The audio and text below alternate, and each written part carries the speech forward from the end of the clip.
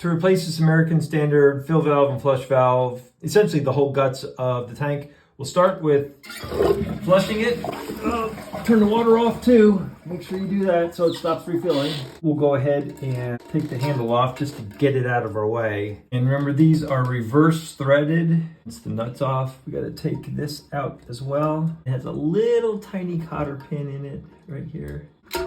Now we can take the handle to slide it out. The next thing we want to do is get the water out of that tank. So that becomes the work of the sponge.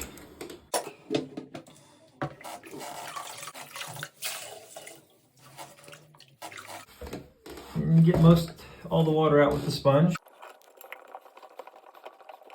Right, so now we're going to take this thumb screw here. Basically lift this, hold it from the bottom, and I'm going to turn that right there, the thumb screw. Okay, and that comes off. We'll lift off.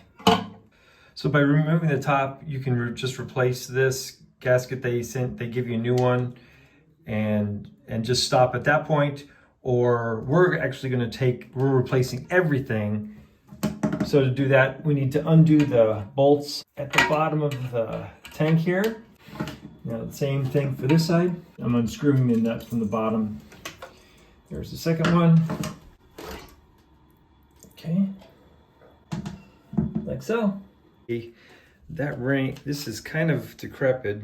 This requires a tool, which they so graciously provide. Otherwise, it's a real pain to try to find that tool online. That is on there super tight. All right, because I need this tool, like you can already see the stress on that. It's wanting to break. I'm going to cut this off because it's not worth breaking this wrench over, because we need this for the next piece to put on. All right, so I got out my multi-tool.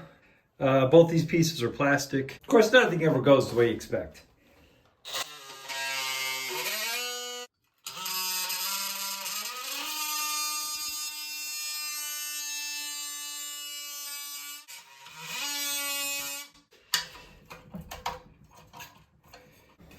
Okay.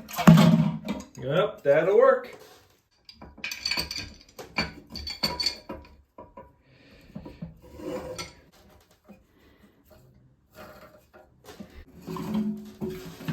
All the pieces are out.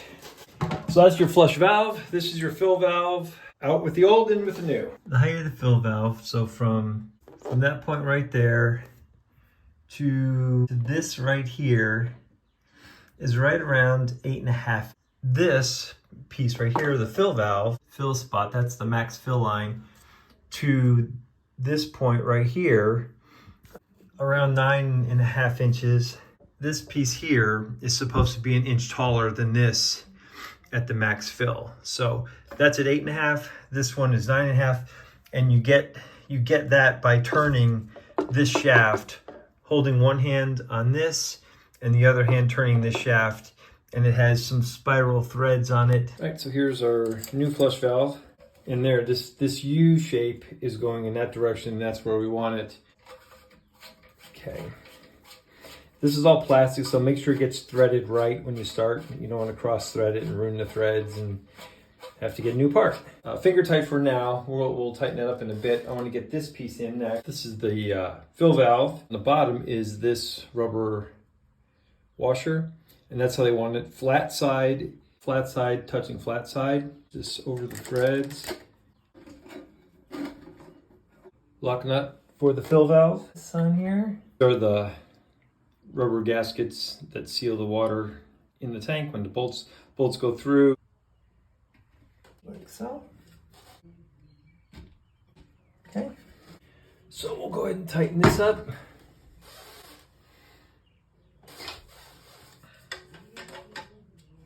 All right, so the last thing is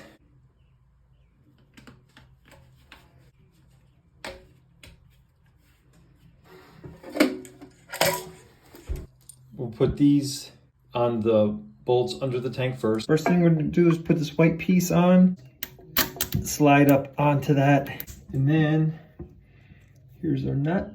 We want to tighten these evenly on both sides, trying to keep the tank level the whole time. As I tighten this, it pulls this side of the tank down, and when I go tighten the other bolt, it pulls the other side down. So it's real easy to get it out of level. So you go back and forth. I think we're in pretty good shape at this point. And again, you can go overkill on this. This hose now goes from this red nipple here that was supposed to be parallel with the back of the tank over to our refill tube. This clip just goes on it and then is going to get the other end of the tube.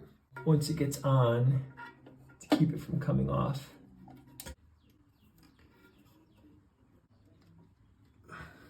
pinch that. Okay. Now the reason we have this off is we're going to turn the water on. We're going to put a cup over this, kind of fill the tank or just a little bit to get over the bolt holes, and then that way we can see if anything's leaking. All right, so I've got this cup. I'm just going to put this over that and hold it.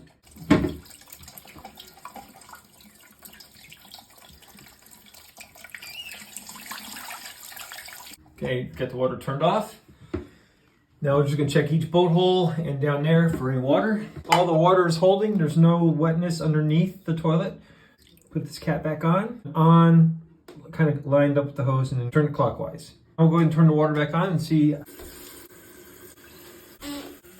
All right, they say to submerge the float underwater for 30 seconds. I just need the lock nut, and the handle will have assembly itself. It goes in through the front here, threads on in reverse. Clip the clasp on the end of the arm.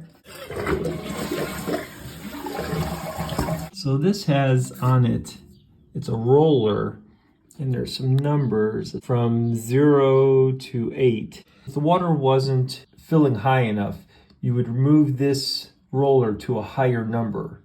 We're fine where it is, don't have to really mess with it. That's a good thing, I guess. All right, so that's everything all connected. Now what's really cool about this, American Standard has a lifetime warranty for their toilet innard. And so the flush valve, fill valve, all we had to do was call American Standard and tell them the serial number of the toilet, and they provide all this flush valve and fill, everything, even new bolts, all of that, plus some extra gaskets for underneath the flapper lid on the top of the bowl here.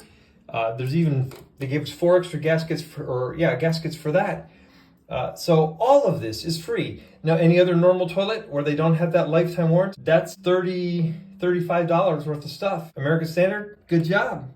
It's really a money saver and much appreciated.